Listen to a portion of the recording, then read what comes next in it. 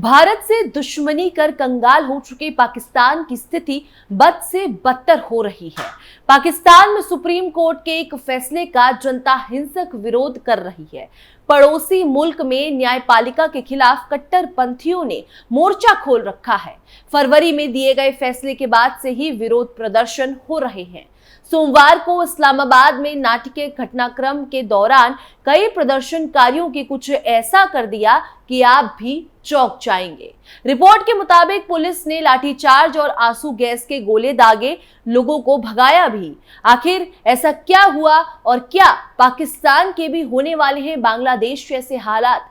चलिए सब कुछ आपको विस्तार से बताते हैं हमारे खास शो बियॉन्ड बॉर्डर में। चलिए शुरू करते हैं। नमस्कार, आप देख रहे हैं कैपिटल टीवी और मैं हूं आपके साथ पारुल त्रिपाठी।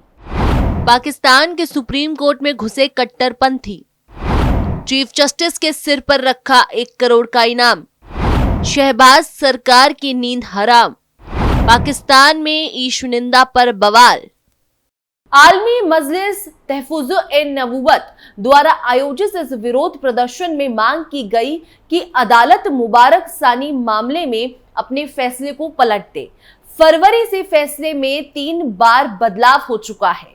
इसके बावजूद 7 सितंबर से पहले फैसले को अंतिम रूप से वापस लेने की मांग की गई। एक प्रदर्शनकारी ने चेतावनी दी कि अगर ऐसा नहीं किया गया तो इस्लामाबाद में शांति नहीं रहेगी। सुप्रीम कोर्ट और संसद तक पहुंच गई भीड़। सोमवार को जमीयत उलेमा-ए-इस्लाम और जमात-ए-इस्लामी समेत विभिन्न धार्मिक संगठनों के कार्यकर्ताओं ने मजलिस-ए-तहफ़्फ़ुज़-ए-ख़त्म-ए-नबूवत के बैनर तले मुबारक सानी मामले में सुप्रीम कोर्ट के फैसले के खिलाफ विरोध प्रदर्शन किया। उन्होंने कोर्ट से इसे पूरी तरह से वापस लेने की मांग की। सोशल मीडिया पर आई तस्वीरों में प्रदर्शनकारियों को पुलिस द्वारा आंसू गैस का इस्तेमाल करके रोकने के प्रयासों के बावजूद सुप्रीम कोर्ट के जज गेट में घुसने की कोशिश करते हुए दिखाई दिए। पुलिस ने भीड़ को तितर-बितर करने के लिए लाठीचार्ज और पानी के बौछारों का भी इस्तेमाल किया, लेकिन प्रदर्शनकारी आखिरकार संसद भवन और सुप्रीम कोर्ट की इमारत तक पहुंच गए। मुबारक सानी केस क्या है? पाकिस्तान के सुप्रीम कोर्ट ने 6 फरवरी को एक ऐतिहासिक फैसले में मुबारक सानी नाम के अहमदिया को रिहा कर दिया था। सानी को पिछले साल तफसीर-ए-सगीर बांटने के लिए गिरफ्तार किया गया था। एक रिपोर्ट के अनुसार ये तफसीर-ए-कबीर का छोटा संस्करण है जो अहमदिया संप्रदाय के संस्थापक के बेटे मिर्जा बशीर उद्दीन मोहम्मद अहमद द्वारा कुरान की 10 खंड वाली व्याख्या है। सानी पर 2021 के पंजाब कानून का उल्लंघन करने का आरोप लगाया गया था, जो दूसरे पंथ की कुरान से जुड़ी टिप्पणियों के मुद्रण और वितरण पर रोक लगाता है। हालांकि सानी ने दलील दी कि उन्होंने कानून लागू होने से पहले 2019 में किताब बांटी थी। पाकिस्तान के चीफ जस्टिस काजी फैज ईसा ने सभी के पक्ष में फैसला सुनाया। उन्होंने इस सिद्धांत का हवाला दिया कि आपराधिक कानूनों को पूर्वव्यापी रूप से लागू नहीं किया जा सकता है। शुरू में फैसले पर किसी का ध्यान नहीं गया, लेकिन हिंसक ईशुनिंदा विरोधी प्रदर्शनों के लिए कुख्यात तहरीक-ए-लब पाकिस्तान के सोशल मीडिया पर हवा देने के बाद मामले ने तूल पकड़ा।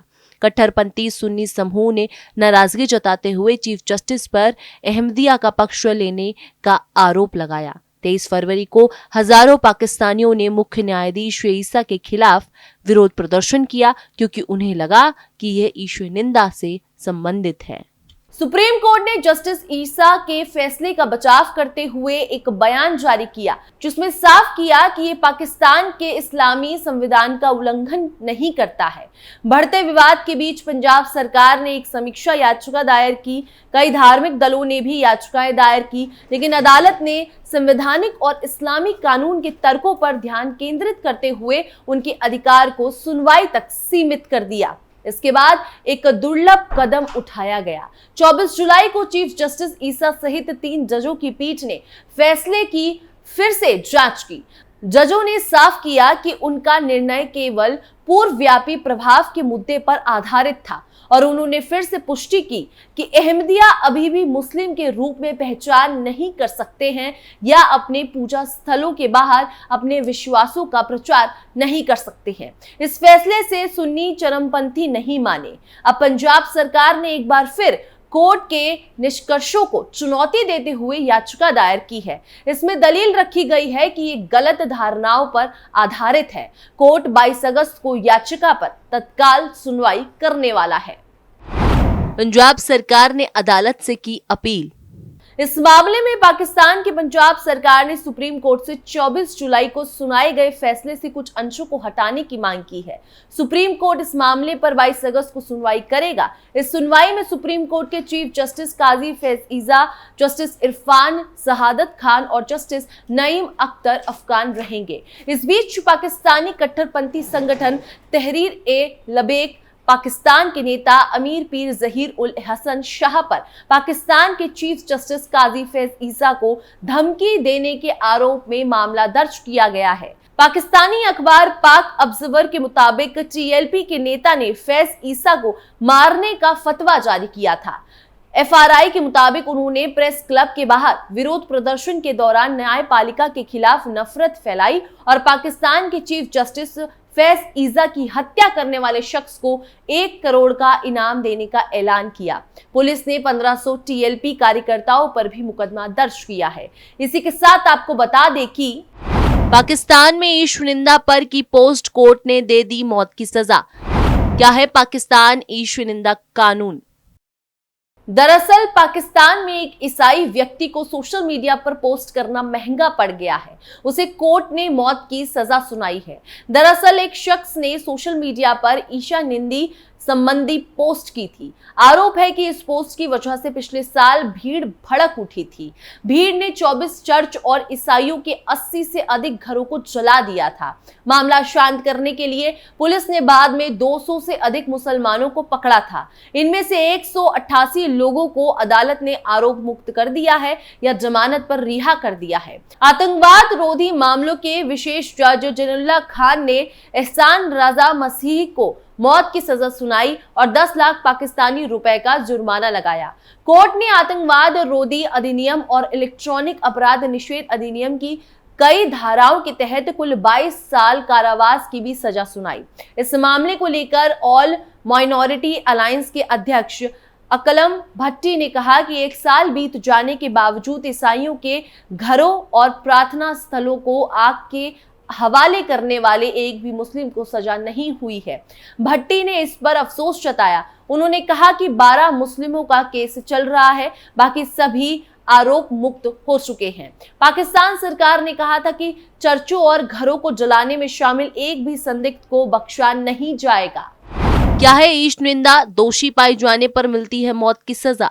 पाकिस्तान में ईश निंदा के आरोप आम बात है। देश के ईश निंदा कानूनों के तहत इस्लाम या इस्लामी धार्मिक हस्तियों का अपमान करने का दोषी पाए जाने पर मौत की सजा दी जा सकती है। देश में ईश निंदा के ज्यादातर मामले शिकायतकर्ता और आरोपी पक्षों के बीच दुश्मनी को दूर करने के लिए दर्ज किए जाते हैं। ईसाई और हिंदुओं समेत अल्पसंख्यकों पर अक्सर ईश निंदा के आरोप लगते रहते हैं। पाकिस्तान में भड़की आग को देखकर तो सीएम योगी का वो बयान सच होता दिख रहा है जिसमें उन्होंने आध्यात्मिक जगत में पाकिस्तान कोई वास्तविकता नहीं है ऐसा कहा था। उन्होंने कहा था कि या तो उसका भारत में विलय होगा या पाकिस्तान इतिहास से समाप्त होगा, हमेशा के लिए समाप्त हो जाएगा। दुश्मन पाकिस्तान में योगी को समर्थन मिलना हैरान करने वाली बात है, पर यह 100% सच है। योगी आदित्यनाथ ने पाकिस्तान की एक्सपायरी डेट बताई तो पाकिस्तान की अलग अलग जगहों से बाबा को समर्थन मिलने लगा। पाकिस्तान के लोग इशारों में वहां के एक सूबे यानी राज्य की बात कर रहे हैं। उस सूबे का नाम है बलूचिस्तान, जहां एक बार फिर आजादी की लड़ाई भड़क गई है। यानी पाकिस्तानियों को पता है कि उनके मुल्क की सबसे कमजोर कड़ी क्या है। योगी को पाकिस्तान में समर्थन मिलने की वजह भी यही है। योगी के बयान पर क्या कह रहे पाकिस्तानी? पाकिस्तानी अपने ही मुल्क में बैठकर एक और पाकिस्तानी के कैमरे पर खुद के देश का बंटवारा होने की बात कर रहे हैं। योगी के बयान पर एक के बाद एक दूसरा वीडियो सबूत मिल रहा है। ये बताने के लिए खुद पाकिस्तानी जनता सामने आ रही है और ऐसी बातें शेयर कर रही है जो आज से पहले कभी सुनी नहीं गई। यहाँ बात बलूचिस्तान की हो रही है, जहां कुछ दिन पहले ही पाकिस्तानी सेना ने निर्दोष लोगों पर गोलियां चलाई थी, उनकी जान ले ली थी। जिस देश की सेना अपने मुल्क में नरसंहार करेगी, उसका टूटना और खत्म होना तय समझिए। सीएम योगी ने पाकिस्तान पर बयान सोच समझ कर दिया था। टूटने की कगार पर है पाकिस्तान। ऐसा लग रहा है कि मानो योगी का समर्थन करते हुए पाकिस्तानी हर एक सीक्रेट बता देंगे। बताया जा रहा है कि बलूचिस्तान के साथ साथ सिंध में भी बगावत का झंडा बुलंद हो रहा है और पाकिस्तान में बगावत का झंडा कहीं इतना भी बुलंद ना हो जाए कि पाकिस्तान का हाल बांग्लादेश जैसा हो जाए। इस मुद्दे पर आपकी क्या राय है, कमेंट सेक्शन पर हमें जरूर बताएं। बाकी देश और दुनिया की तमाम खबरों के लिए आप देखते रहिए कैपिटल टीवी।